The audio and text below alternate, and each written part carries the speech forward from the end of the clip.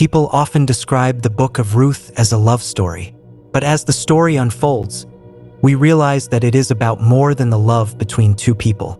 It's about God's amazing love for all humankind. The story of Naomi, Ruth, and Boaz, Ruth 1-4, is one of the most moving accounts in the Bible. The events occurred during the period of the Judges, about a century before David became king of Israel. Set in the midst of great hardship and tragic loss, the story focuses on loyalty and faithfulness that starkly contrasts the pagan Moabite culture from which Ruth originated. The story is also a clear example of God's faithfulness in bringing about his plan of redemption using unexpected partners, in amazing ways and during a time of frequent unfaithfulness of God's people. The book of Ruth begins with an Israelite family, Elimelech, Naomi, and their two sons, Mahlon and Chilion, living in Moab. Originally from Bethlehem of Judah, the family left the land of its inheritance because of a famine. But tragedy soon struck. Elimelech died. Both of Naomi's sons married Moabite women, and within 10 years, the sons died also, leaving Naomi and her daughters-in-law outside the kin group of her husband. It is hard for us as modern readers to comprehend the hopeless situation in which the three women found themselves. They lacked the intimacy of a family, which is a tragic situation in any time and place, but were outside the patriarchal clan, cut off from its protection and provision. Their losses were devastating in every way. They were a non-family with no means of providing for themselves. Options for such marginalized women were few and unpleasant. Completely dependent on the generosity of others, they faced starvation or worse. Naomi and Ruth returned to Israel after God again provided food for his people there. Naomi was a survivor, but she was returning with nothing. Ruth left the gods of Moab behind and chose to put her fate in the hands of Naomi's God and his people without any idea of how things would work out.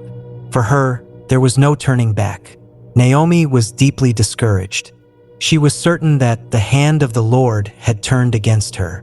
She believed that God himself had made her life bitter.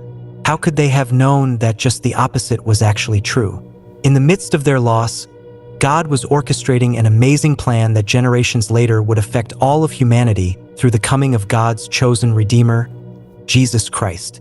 People often describe the book of Ruth as a love story, and certainly it contains elements of two people growing in love in the unique way of their ancient Near Eastern culture. But as this love story unfolds, we realize that it is about more than the love shared between two people. Ultimately, it is about God's amazing love for all humankind, specifically his desire for his people to not only experience his love for themselves, but to reach out and display it in such a way that God is made known to his lost, hungry, and hurting children. Ruth's request to spread the corner of your garment over me had several meanings, each of which highlighted her desire to be a faithful part of the community of God's people. The word for corner in Hebrew also means wings, so Ruth was asking Boaz, "Protect me like a bird protects her young. Be my redeemer as God commanded in the Torah, so that in your actions, your provision, and your family, I will find God's protection.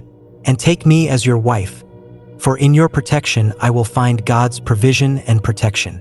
This story portrays the love and faithfulness Boaz demonstrated for God who, out of his love for all humankind, commands his people to care for the poor and thereby make his name known. We also see Boaz display what is in Hebrew called hesed, a merciful, compassionate, grace-filled loving kindness toward a foreign Moabite widow.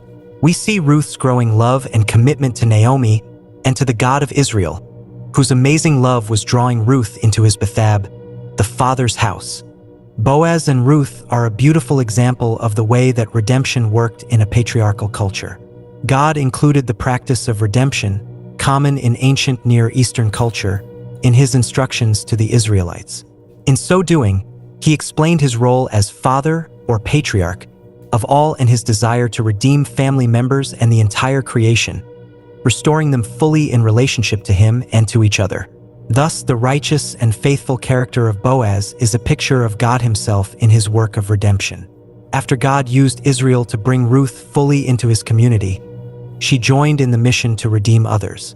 She became the great-grandmother of Israel's heroic King David, demonstrating that a foreigner could be completely assimilated into God's people and become his instrument for redemptive purpose. Jesus' descent from David's family in both blood through his mother, Mary, and legal kinship through his father, Joseph, gave him legitimacy as Messiah to Israel among his first Jewish followers. Jesus' descent from Ruth made it clear that the Messiah would redeem all humanity, not only the Jews. For Christians, the Book of Ruth represents an early sign that the Messiah would liberate all of humankind, not solely Jews, and that Gentiles would join God's community of redeemed people in the mission of restoring God's lost children back into full relationship with Him.